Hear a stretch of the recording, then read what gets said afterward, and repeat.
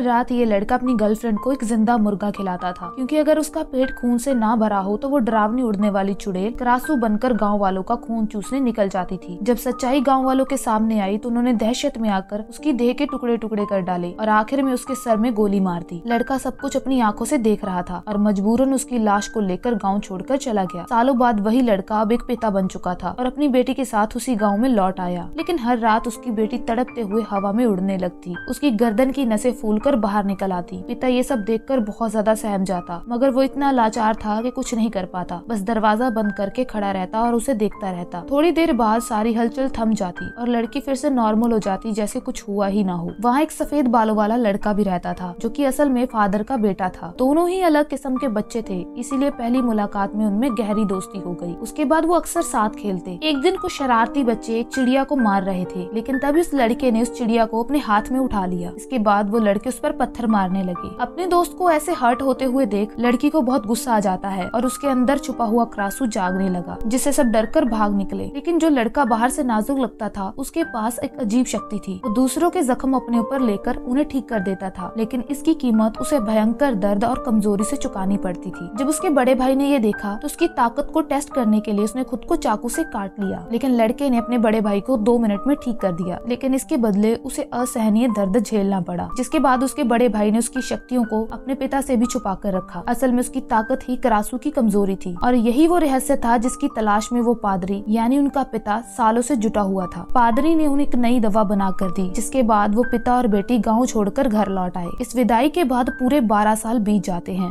और सब कुछ शांत रहा। लड़की के अंदर छुपा हुआ करासू भी सोया रहा, लेकिन 12वें साल की एक रात अचानक उसका सर धड़ से अलग होकर उड़ता हुआ जंगल में जा पहुंचा और सीधे एक हिरन पर टूट पड़ा। उसी पर उनकी सालों की पुरानी शांति बिखर गई। पिता घबराकर दौड़ आया और समझ गया कि बेटी पिछली रात दवा लेना भूल गई थी। उसने तुरंत तय किया कि वो उसे लेकर पादरी के पास जाएगा। इसी बीच जंगल में मिले मृत हिरन की खबर फैल गई। गाँव में फिर से उड़ने वाली डायन की चर्चा होने लगी। ये बात एक अमीर व्यापारी तक पहुँची। उसे लगा ये कोई अनोखा जीव है और अगर वो इसे पकड़ लेगा तो उसका नाम इतिहास में दर्ज हो जाएगा। उसने अपने आदमी को एक खास आदमी से संपर्क करने के लिए भेजा, जो कि क्राहंग था। दरअसल क्राहंग करासू का सबसे बड़ा दुश्मन होता है और उसे शक्ति करासू का दिल खाकर मिलती है। इसी दौरान लड़की अपने पिता के साथ फिर से पादरी के पास पहुंची। उम्र बढ़ने के साथ उसके अंदर का करासू और भी ताकतवर हो चुका था। अब पुरानी दवाइयाँ उस पर असरदार नहीं रही। वो दोबारा उड़ने वाली करासू बन चुकी थी। अगले दिन पादरी ने नई दवा पिता को दी, इस उम्मीद में कि वो बेटी के अंदर के करासू को दबा सके, लेकिन कुछ भी असर नहीं हुआ। उसी रात वो फिर से करासू बन गई, जिसके बाद उसने पड़ोसी के मुर्गे को नोच डाला। पादरी और पिता दौड़कर वहां पहुंचे और सब देखकर समझ गए कि हालात अब हाथ से निकल रहे हैं। जब वो लड़की अपने ही कमरे में लहूलुहान हालत देखती है तो लगभग टूट जाती है। उधर उस करासू को पकड़ने के लिए निकले हुए लोग भी रास्ते में थे। तभी उस क्राहंग आदमी की आंखें लाल हो जाती हैं। उसका शरीर झटके खाने लगा। उसने गाड़ी में रखी हुई दवा पीने की कोशिश की, लेकिन इस बार वो बेअसर रही। धीरे धीरे उसकी चेतना खोने लगी और वो एक भयानक रूप में बदल गया। उसके साथी कुछ समझ पाते उससे पहले ही वो मौत के शिकार हो गए और वो क्राहंग अब पूरी तरह राक्षस बन चुका था। दूसरी तरफ लड़की भी पूर्ण रूप ले चुकी थी। उसकी गर्दन से नसें बाहर निकल आईं। उसका सिर और धड़ अलग होकर हवा में तैर रहे थे। वो पूरी तरह करासू बन चुकी थी। दरवाजे के बाहर खड़ा पिता ये सब देख रहा था। वो लड़की अब अपनी सुध-बुध खो चुकी थी और पिता पर टूट पड़ी। मजबूर पिता ने दरवाजा कसकर पकड़ा ताकि वो बाहर जाकर किसी को नुकसान ना पहुंचा सके। अगली सुबह पिता का चेहरा भाव शून्य था। खून से सने कपड़े की आग अभी ठंडी ही नहीं हुई थी कि लड़की पूरी तरह फिर से करासू बन चुकी थी। सुबह सुबह ही पादरी अपने बेटों के साथ वहाँ पहुंचा और पिता को नई बनाई हुई दवा दी, लेकिन पिता को भरोसा नहीं था कि ये असर करेगी। बेटी को बचाने के लिए पादरी और उसके बेटे वहीं रुक गए। रात को दोनों भाई आपस में बात कर रहे थे। छोटा भाई सोच रहा था कि वो अपनी ताकत से लड़की को ठीक करने की कोशिश करे, लेकिन बड़े भाई ने उसे मना कर दिया और कहा कि अगर उसने बिना सोचे समझे अपनी शक्ति का इस्तेमाल किया तो दोनों की जान को खतरा हो सकता है। जैसे ही आधी रात हुई, लड़की के अंदर का करासू फिर से जाग गया। वो दर्द से तड़पने लगी और पादरी की दवा बेअसर साबित हुई। बल्ब तेजी से टिमटिमाने लगे। पिता और पादरी दौड़े आए, लेकिन बेटी अब होश में नहीं थी। किसी भी पल वो पूरा रूप बदल सकती थी। दोनों भाई भी पहुंच गए। छोटा भाई धीरे धीरे पास गया, तब इसकी गर्दन की नसें बाहर निकली और वो उड़ने लगी। इसी मौके पर वो लड़का उसके पास आया और अपने दोनों हाथों से उसके सिर को पकड़ लिया। जैसे ही उसकी शक्ति बहने लगी, लड़की धीरे धीरे शांत हो गई। करासू उसके शरीर से पीछे हट गई और उसकी चेतना लौट आई। लेकिन इस दौरान लड़के ने अपनी सारी ताकत खो दी थी। उसका शरीर जवाब दे गया और वो बेहोश हो गया। बड़ा भाई घबराकर उसे तुरंत संभालने लगा। अच्छी बात ये थी कि लड़के की जान को कोई खतरा नहीं हुआ, लेकिन पादरी को मानो कोई बड़ी खोज मिल गई हो। उसके खून से एंटीबॉडी निकालकर लड़की को ठीक करना चाहता था। ये सुनकर बड़े भाई ने गुस्से में सवाल किया कि आखिर वो कौन है। तब पादरी ने बताया कि उसका पिता वही आदमी था जो सालों पहले अपनी प्रेमिका की लाश लेकर नदी से भाग गया था और बीच समुद्र में ही वो डूब गया था, लेकिन ग्रामीणों ने उसे बचा लिया। तभी वो करासू के वायरस से संक्रमित हुआ, जिसने आगे चलकर उसकी पत्नी को भी चपेट में लिया। दोनों से जन्मी उनकी बेटी अब इसी राक्षसी रूप की उत्तराधिकारी बनी। समय के साथ उसकी हालत बिगड़ रही थी और वो और खतरनाक बनती जा रही थी। उसी रात जब पादरी वैक्सीन तैयार कर रहा था, तभी अचानक क्राहंग बन चुका आदमी उसके सामने आया। पादरी ने उसे समझाने की बहुत कोशिश की ताकि वो उसे दवा देकर ठीक कर सके, लेकिन नाकाम रहा। कुछ ही पलों में पादरी की जान चली गई। शोर सुनकर वो लोग भाग कर पहुँचे, मगर तब तक देर हो चुकी थी। क्राहंग ने लड़की के पिता पर धावा बोल दिया। उसने बंदूक से वार किया, लेकिन असर नहीं हुआ। उसने बेटी को भागने का मौका देने के लिए उस क्राहंग को रोकने की कोशिश की। दोनों दोस्त भाग ही रहे थे कि उड़ने वाला क्राहंग उनका पीछा करता हुआ उनके सामने आ गया। पिता ने फिर से गोली चलाई और बेटी को लेकर दौड़ पड़ा, लेकिन वो लगातार आसमान से उन पर हमला कर रहा था। वो सब भागते हुए जंगल में घुस गए। पिता ने बेटी का हाथ काट कर उसका खून अपने शरीर पर लगा लिया और सचमुच क्राहंग उसकी ओर खींचता हुआ चला आया। अंधेरे से निकलकर सीधा उस पर टूट पड़ा। दोनों के बीच जबरदस्त लड़ाई शुरू हो गई। तभी लड़की को अपने सबसे बड़े दुश्मन की आहट महसूस हुई और उसके अंदर छुपा हुआ राक्षसी रूप बाहर आ गया। वो उड़ते हुए अपने पिता की ओर बढ़ी, लेकिन उसके पिता पूरी तरह घायल हो चुके थे। उसने सोचा कि पिता ने दुश्मन को मार दिया, मगर अगले ही पल उसकी आंखों के सामने क्राहंग ने पिता का दिल निकाल दिया। ये देखकर वो लड़की पूरी तरह टूट गई और अपना होश खो बैठी। दोनों दुश्मन आमने सामने आ गए। दोनों के बीच अब जबरदस्त लड़ाई हुई, लेकिन लड़की का रूप कमजोर पड़ गया। क्राहंग ने बेरहमी से उसकी नसों को खींच दिया और वो पूरी तरह निढाल हो गई। लड़का उसे बचाने के लिए दौड़ा, लेकिन तुरंत दुश्मन ने उसका गला दबोच लिया। अपनी प्रेमिका को बचाने के लिए उसने अपनी आखिरी ताकत झोंक दी। इसी बीच लड़की ने अपनी टूटी हुई नसों से